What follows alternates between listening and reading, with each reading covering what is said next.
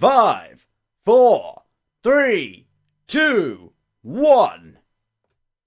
గడచిన కాలము కృపలో మమ్ము దాచిన దేవా నీకే స్తోత్రము.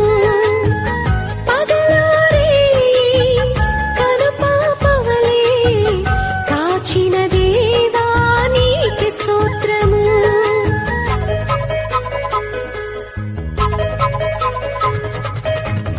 గడచిన కాలము కృపలో మమ్ము దాచిన దేవా.